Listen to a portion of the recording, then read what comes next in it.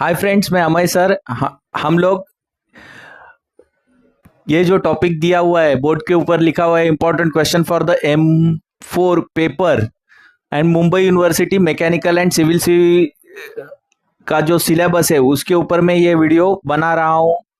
यहाँ पे देखो, सब क्वेश्चंस इंपॉर्टेंट ही रहते हैं, लेकिन स्ट्रैटेजी क्या करनी चाहिए, पेपर कैसा लिखना चाहिए, M4 के बारे में जो सिलेबस दिया हुआ है सिविल और मैकेनिकल के अंदर, उसके हिसाब से जो स्ट्रैटेजी आपकी रहेगी, कितने मार्क्स कौन सा टॉपिक कंट्रीब्यूट करेगा मार्क्स, ये सब के अंदर मैंने ये वीडियो आपको डिटेल में एक्सप्लेनेशन देने जा रहा हूं। ओके, तो यहां पे देखेंगे आप, तो देखो मैं पहले स्टार्ट कर रहा हूं प्रोबेबिलिटी टॉपिक के अंदर। तो यहां पे देखो, प्रोबेबिलिटी डेंसिटी फंक्शंस के सम रहेंगे। डेंसिटी फंक्शंस कैलकुलेट करने वाले सम आप मेरे प्लेलिस्ट में जाएंगे और देखेंगे, तो डेंसिटी फंक्शंस वाले सम है वो, उसका एक सम आने का बहुत चांस रहता है। उसके बाद probability movement generating function MGF करके भी शॉर्ट फॉर्म रहता है उसका, उसके भी मैंने अपने प्लेलिस्ट के अंदर जो सम सॉल्व किए उसमें भी ये टाइप के सम है। ओके, और प्रोबेबिलिटी के अंदर और सिंपल वाले भी सम्स, प्रोबेबिलिटी निकालो इसका, प्रोबेबिलिटी ऐसे भी सम्स रहेंगे। तो यहाँ और भी कोई इसमें ही, मतलब सिंपल वाले सम्स के अंदर और भी कोई एक सम पूछे जा सकते हैं। मतलब प्रोबेबिलिटी के अंदर 3 सम्स आपको मिल सकते हैं या 4 सम्स मिल सकते हैं। इसके लिए जो प्रोबेबिलिटी है, इसके लिए मैं 18 to 24 मार्क्स का कंट्रीब्यूशन दे रखा है यहाँ पे। तो प्रोबेबिलिटी के अंदर 8 मार्क्स का सम ज्यादा करके पूछते नहीं है, सब 6 मार्क्स के ही सम्स रहते हैं।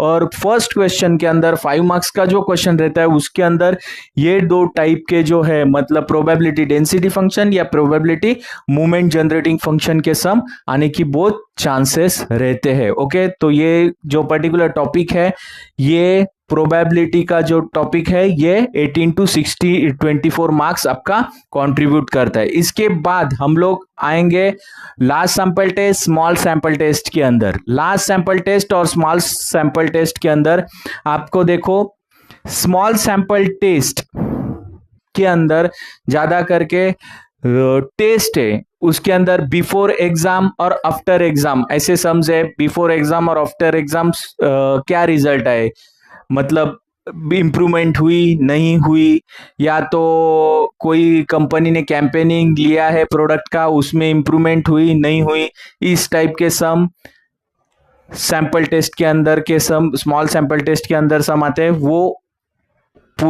6 मार्क्स के लिए, ये भी सम 6 मार्क्स के लिए ही आने के ज्यादातर चांसेस रहते हैं।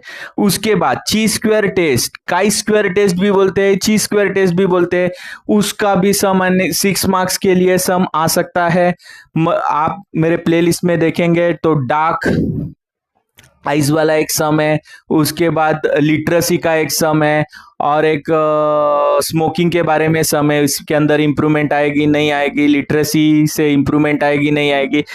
वो ची स्क्वायर टेस्ट के उसके अंदर टेबल दिया हुआ रहता है, वो टाइप के सम आप अगर करते हो, वो भी बहुत इंपॉर्टेंट है, वो भी 6 मार्क्स के लिए पूछे जाते हैं। ओके, तो ये हो गया। इसके बाद सैंपल टेस्ट का ये सम हो गया, और दूसरा लास्ट सैंपल टेस्ट का भी एक सिंपल सा सम आ सकता है लास्ट सैंपल टेस्ट के अंदर। ओके, इसके बाद आप देखेंगे तो ये जो चैप्टर है सैंपल टेस्ट, ये पर्टिकुलरली आपका 18 मार्क्स, या अगर और एक सम ज्यादा करके पूछा गया तो 24 मार्क्स, मतलब 18 to 24 मार्क्स। ये भी सैंपल टेस्ट, मतलब लार्ज और स्मॉल, उसके अंदर बहुत से टाइप है, ये आपका कंट्रीब्यूट करता है 18 to 24 मार्क्स। ओके, पेपर, पूरे पेपर के अंदर मार्क्स।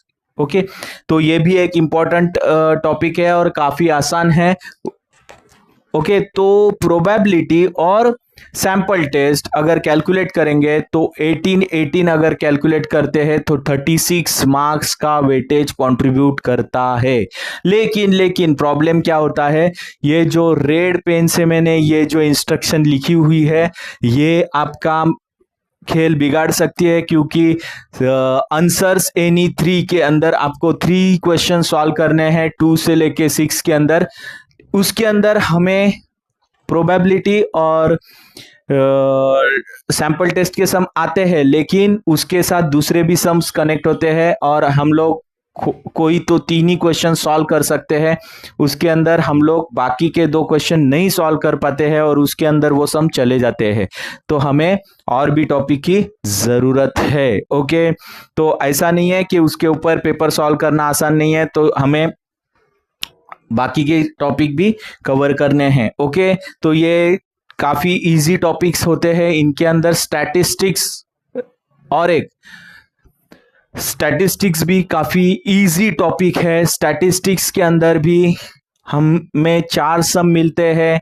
उसके अंदर भी 24 to 18 मार्क्स कवर होते हैं, या वो 28 मार्क्स तक भी चला जा सकता है या 30 मार्क्स तक भी चला जा सकता है स्टैटिस्टिक्स, अगर उसके अंदर 8 मार्क्स का सम आता है तो पैराबोला का। ओके, तो मैं स्टैटिस्टिक्स के अंदर बता देता हूं, कार्ल पियर्सन या स्पीयरमैन रैंक्स, कार्ल पियर्सन या स्पीयरमैन रैंक्स दोनों में से एक सम आता है, वो 6 मार्क्स कंट्रीब्यूट करता है आपका, या 5 मार्क्स के लिए ऊपर भी फर्स्ट क्वेश्चन के अंदर पूछा जा सकता है 5 मार्क्स के लिए। ओके, 6 या 5 मार्क्स के लिए।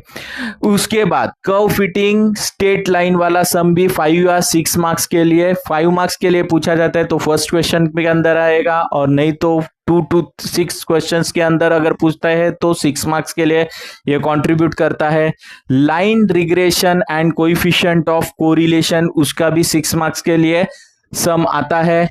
और curve fitting of a parabola का सम्स अगर आता है तो वो भी 6 मार्क्स के लिए या 8 मार्क्स के लिए भी, ये पैराबोला का पर्टिकुलर सम है, वो 8 मार्क्स के लिए भी या 6 मार्क्स के लिए भी आ सकता है। ओके, और वो काफी आसान है।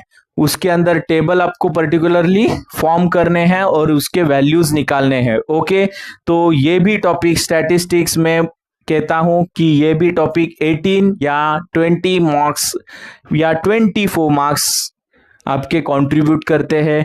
मतलब सैंपल टेस्ट, इसके बाद प्रोबेबिलिटी और स्टैटिस्टिक्स, इस ये तीनों टॉपिक के अंदर कहीं भी इंटीग्रेशन का थोड़ा भी ज्यादा पार्ट नहीं है।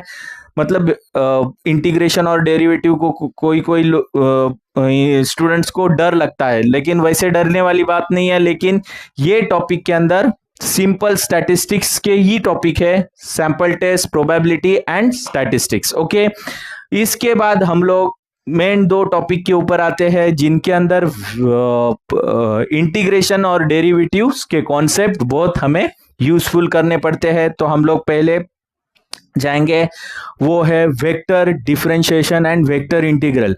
Vector differentiation and vector integral के अंदर देखो 4 सम आने, 4 सम्स आने की बहुत चांसेस रहते हैं। उसके अंदर scalar potential work done, scalar potential work done के प्रॉब्लम आने वाले हैं, वो भी सम 6 to 8 मार्क्स के लिए कंट्रीब्यूट करता है।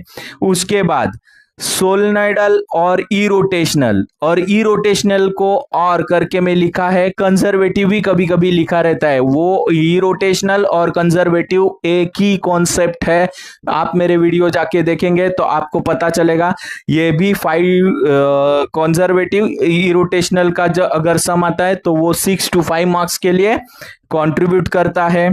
उसके बाद इसके अंदर 3 थ्योरम है, Green's theorem, Stokes theorem and one more is the Gauss divergence theorem. तो यहाँ पे देखो मैं क्या, यहाँ पे आपको दिया है ग्रीन्स थ्योरम का प्रॉब्लम अगर पूछा जाता है तो वो 6 मार्क्स के लिए ज्यादा करके पूछते हैं, लेकिन वेरीफाई द ग्रीन्स थ्योरम अगर पूछा जाता है तो वो 8 मार्क्स के लिए पूछा जाता है, और इवेल्युएट द ग्रीन्स थ्योरम अगर पूछा जाता है तो वो 6 मार्क्स के लिए पूछा जाता है। स्टोक्स थ्योरम्स के अंदर भी same concept, verify the Stokes theorem है तो वो 8 मार्क्स के लिए रहेगा, और अगर इवेल्युएट द स्टोक्स थ्योरम है तो वो 6 मार्क्स के लिए कंट्रीब्यूट होता है मार्क्स उसका। ओके, और लास्ट में अंत में Gauss divergence theorem, Gauss divergence theorem भी 6 to 8 मार्क्स के लिए पूछा जाता है, वो भी बहुत इंपॉर्टेंट है और उसके अंदर भी आपको वॉल्यूम वाले सम्स करने पड़ते हैं। ओके, तो वो भी आप मेरे प्लेलिस्ट में जाके देखेंगे तो गॉस डाइवर्जेंस थ्योरम के बहुत सारे प्रीवियस पेपर्स के सम सॉल्व किए हुए हैं। इसके बाद हम लोग मतलब अगर वेक्टर डिफरेंशिएशन और इंटीग्रेशन की बात करेंगे तो ये टॉपिक सबसे ज्यादा कंट्रीब्यूट पेपर का कंट्रीब्यूट करने वाला चैप्टर है मार्क्स। तो यहाँ पे देखो 6, 6, 8, 8 इसके जो सम्स है थ्योरम वाले, Green's theorem, Stokes theorem, divergence theorem, इनके सम्स 8 मार्क्स के लिए ज्यादा करके पूछने के चांसेस रहते हैं। इसके लिए ये टॉपिक 28 to 30 मार्क्स का कंट्रीब्यूशन रखता है। ओके, इसके बाद अगर आप देखेंगे तो न्यू और एक टॉपिक के अंदर हम लोग जाएंगे, वो है कॉम्प्लेक्स इंटीग्रेशन। तो कॉम्प्लेक्स इंटीग्रेशन का मैंने एक ही फैमिली के अंदर बनाया है और अगर मेरे प्लेलिस्ट आप देखेंगे तो उसके अंदर complex integration, residue, Cauchy residue and Laurent's and Taylor's series, इनके अलग अलग प्लेलिस्ट मिलेंगे। लेकिन इसके अंदर एक ही सम ही वन सम पूछा जाता है, एक ही सम पूछा जाता है। कॉम्प्लेक्स इंटीग्रेशन का सम 6 मार्क्स के लिए रहेगा, कॉची रेसिड्यू का सम 6 मार्क्स के लिए रहेगा और लॉरेंट सीरीज का सम 6 मार्क्स 8 मार्क्स के लिए ज्यादा करके पूछा जाता है। अगर लॉरेंट सीरीज के सम्स थोड़े लेंदी होते हैं लेकिन कॉम्प्लेक्स इंटीग्रेशन और रेसिड्यू के सम्स स्मॉल साइज में होते हैं, उसके अंदर भी इंटीग्रेशन के थोड़े बहुत कॉन्सेप्ट आपको यूज करने पड़ते हैं। लेकिन ये तीनों चैप्टर्स आपके 20 to 20 मार्क्स कंट्रीब्यूट करते हैं क्योंकि कॉम्प्लेक्स इंटीग्रेशन और रेसिड्यू जो है कॉची रेसिड्यू, ये 6 मार्क्स के लिए पूछे जाने वाले सम्स है। लेकिन लॉरेंट सीरीज का जो सम है वो 8 मार्क्स के लिए पूछा जाता है और अगर इनकी कैलकुलेशन और कंट्रीब्यूशन देखेंगे तो 20 मार्क्स होते हैं। ओके, तो इंटीग्रेशन और डेरिवेटिव्स के जो चैप्टर है वो ये 2 चैप्टर्स इंटीग्रेशन और डेरिवेटिव के चैप्टर्स है, जिसके अंदर इंटीग्रेशन डेरिवेटिव्स के कॉन्सेप्ट आपको यूज करने पड़ते हैं। तो यहाँ पे आपके अगर कैलकुलेट करेंगे ये 28 और ये 20 मतलब करीबन 48-50 मार्क्स कंट्रीब्यूट होते हैं आपके पेपर। आपका जो पेपर है ये 120 मार्क्स का रहता है और उसके अंदर ये जो पर्टिकुलर सम्स कवर होने वाले हैं वो 50 मार्क्स के सम्स कवर होने वाले हैं। मतलब आपको ये टॉपिक को निगलेक्ट करके नहीं चलेगा। आपके कॉन्सेप्ट अगर वीक है तो आप आपकी खुद की स्ट्रेटेजी भी बना सकते हैं। इसके अंदर सोलेनॉइडल और ई रोटेशनल काफी इजी सम होते हैं। पोटेंशियल और वर्क डन के सम्स वेक्टर इंटीग्रेशन के अंदर काफी इजी होते हैं ये 2 सम्स और ये पूछे जाते हैं। इसके बाद कॉम्प्लेक्स इंटीग्रेशन के सम भी काफी इजी होते हैं, रेसिड्यू के भी इजी हो सकते हैं। तो ये सम्स तो आप करने ही चाहिए अगर आपके इंटीग्रेशन के कॉन्सेप्ट वीक है तो भी। ओके, लेकिन अगर ओवरव्यू देखेंगे तो स्टैटिस्टिक्स जो है, statistics, probability and sample test के 60% मार्क्स कवर करते हैं। 60%, 60 मार्क्स टू 70 मार्क्स कवर किया जाता है, 60 to 70। और वेक्टर इंटीग्रेशन और कॉम्प्लेक्स इंटीग्रेशन 50 मार्क्स कवर करता है। तो टोटल मिला के 120 मार्क्स का आपका पेपर होता है, आपको 80 मार्क्स का सॉल्व करना होता है। ओके, तो ये हिसाब से मैंने सिविल मैकेनिकल का जो सिलेबस है उसके अंदर ये पूरा वीडियो बनाया हुआ है। इसके अंदर मैंने डिटेल एक्सप्लेनेशन आपको दिए हुए हैं। वैसे तो सभी क्वेश्चंस इंपॉर्टेंट रहते हैं, ऐसा मैं पहले से कहते आया हूं, लेकिन आपके कॉन्सेप्ट के आपके कौन से कॉन्सेप्ट अच्छे हैं उसके अंदर आप आपकी खुद की स्ट्रेटेजी बना सकते हैं। मतलब ये मार्क्स के कंट्रीब्यूशन के हिसाब से और पेपर सॉल्व कर सकते हो। हाँ, और एक बात मैं कहना चाहता हूं कि मैं मेरे डिस्क्रिप्शन बॉक्स के अंदर मेरे जो ये सिलेबस का जो पूरा सिलेबस कवर हो जाएगा आपका। मेरे प्लेलिस्ट मैंने हर एक टॉपिक वाइज प्लेलिस्ट उसके अंदर मैं ऐड करने वाला हूं। वहां पे आपको प्रीवियस क्वेश्चन पेपर सॉल्विंग सब मिलने वाले हैं, तो आप जरूर देखिए। और उसके अंदर कभी कौन सा क्वेश्चन पूछा गया है वो भी डिटेल में बताया गया है। ओके, तो आपको मेरे वीडियो अगर आप अच्छे लगते हैं तो लाइक शेयर और सब्सक्राइब ज्यादा से ज्यादा करना। और best of luck, thanks for watching my video.